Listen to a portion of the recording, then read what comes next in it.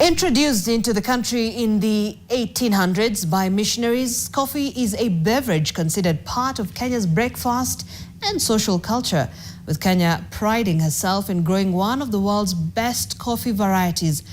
While coffee may have deep colonial roots, in Hili, Githunguri, Kiambu County, Lenny Waweru is leading a coffee revolution as one of Africa's youngest specialty coffee farmers, transforming his family's 50-year expertise in the trade into a niche business that's taking over the world a cup at a time. Lenny spoke with NTV's South Rift editor Bridget Sungana on how he traded his piloting license for a life in the farm. As he walks through the coffee bushes on his farm in Githunguri, 31-year-old Lenny Waweru is fully aware of the weight of the heritage he carries as the fifth generation in a lineage of one of the first African coffee farmers in post-independent Kenya. Kiambu was one of the White Highlands. Owing to its rich soils and proximity to the capital city, Nairobi, it was an ideal location for coffee farmers for the colonialists. I come from a piloting background. So COVID happened, the school closed, and I was forced now to go back to the farm, which now I fell in love with the coffee and applied for scholarships to study coffee. And now I'm an SCA certified green professional in sensory analysis. The kind of coffee that Lenny grows is known as specialty coffee. And this, he says, is how he is steering the family business into a new era. Specialty means above premium coffee. And it goes down from the practices and also the standards and the quality control protocols that you put in. Yeah, that's what differentiates between kawaida coffee and specialty coffee. Then commercial coffee is mostly sun-grown. Specialty coffee is mostly shaded grown. Trees, bananas, you name it, yeah. The disruption made Lenny unlearn the familiarity he had developed as an observer of the family commercial coffee business, but he has since found his footing and he is transforming the trade into what he calls a farm-to-cup experience. What I'm adding to the coffee industry right now is the uniqueness of having organic farming in coffee. Since coffee has been looked at as a monocrop, now we are having practices which are mostly shade grown. So with that, it's helped me become different from other people. The knowledge came about through now the studies that I had, which was how deep is coffee, what can coffee do. I later on found out that coffee has more than 1,000 flavors inside it. It has more than 1,000 uses. We only know going to a cafe and being on a date and having good coffee. We've forgotten about using coffee as a soil amendment, which in Kenya now, soil quality is a very big issue because we're using a lot of chemicals, yeah? So, and we're also clearing the land and just doing the farming. But also farming can adapt towards where you are. You could have existing timber trees or fruit trees. You don't really need to clear them, you just need to design your farm, basically, to go with it. And coffee can adapt anywhere. The way another farmer looks at his farm is not the same way I look at it. For me, I look at the farm as a lab, and as an experimental lab. So I experiment all my ideas here, I do it here. Then before it's known by anyone, I've already tested it around my community. That's what people are not doing. They want an idea, they don't want to test it, they don't want to do due diligence, they don't want to design the farm, they just want the money in the account. His passion saw him selected as Africa's youngest specialty coffee farmers in 2021 at the age of 27 by the International Trade Center. And to Lenny, for the new crop of coffee farmers like himself, value addition must be part of the package.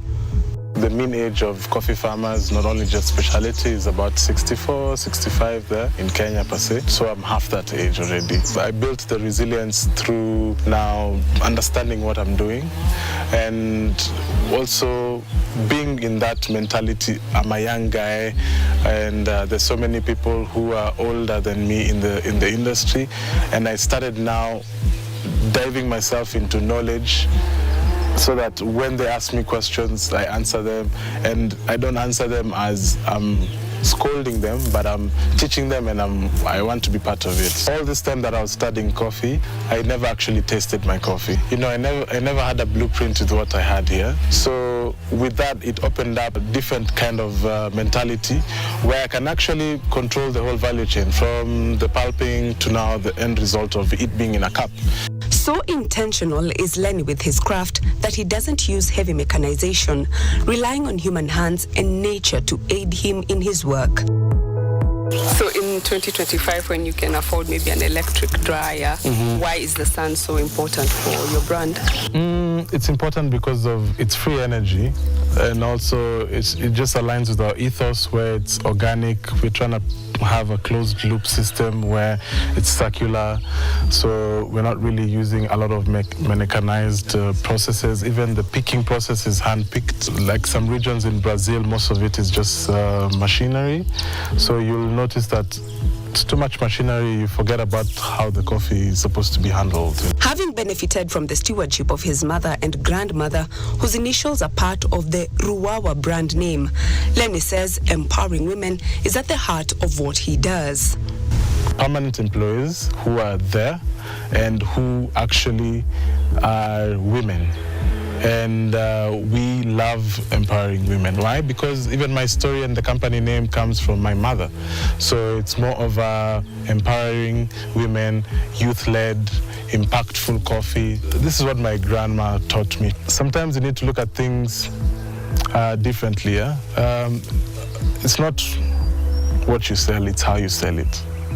You could be selling water, I could be selling water, but how I've packaged it and how I've made it into an experience is what actually becomes a defining factor. 5 years on, and Lenny's coffee is a hit in the markets of Europe, Middle East, and soon his brand will be landing in North America. And that's not all. He is also keen on disrupting how coffee is ordinarily consumed. We supply one of the best European specialty coffee cafes in Glasgow, in Scotland, and also one is in Wales, and one also in Dubai. So we only work with specialty cafes in terms of direct to consumer, but also we work with importer and also different farmers so that we can actually give them access to market. So for us, our biggest issue has always been greenwashing. Well, that's what we call in coffee, where your coffee is being taken from here, you know, it's Waweru coffee, but it's being sold as a French company, you know. I think for me, being Kenyan and knowing that we have coffee as a commodity in Kenya, and also being living in Canada, where the coffee market is bustling. Kenyan coffee is not very common in Canada, and so I wanted to open up a gateway for Kenyan coffee to enter the Canadian and American market.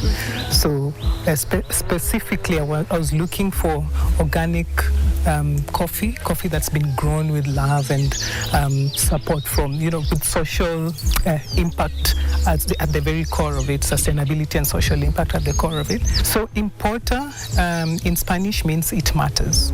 And for us, it matters who we work with in our business. And so with Waweru, we formed a personal relationship, established a good working relationship, a good bond, before we decided that we were going to move forward in bringing Waweru farm coffee to the North American market. With that, we brought in now the cold brew aspect of it, where now we attract the young Gen Zs and the millennials to still have quality coffee in a bottle or in a cup, depending on how you take it. It could be cold, warm, you could add ice to it, it becomes an iced coffee. So we're giving you options with a very high quality product. So that's the vibe, where you have access to quality products, you have access to the farmer. I even do deliveries some of the times myself. According to the Kenya National Bureau of Statistics, the quantity of coffee auctioned at the Nairobi Coffee Exchange rose from 4,824 metric tons in February 2024 to 5,070 metric tons in March 2024, signaling an increase in production. And for Lenny, he has his sights set on rewriting the history of his family's business, a bean at a time, a legacy he hopes will outlive him. I have 3 kids, so I bring my kids to the farm all the time when I have time. So that succession story is always there. It's like go to the farm, play soccer in the coffee farm, but you don't know exactly what it is.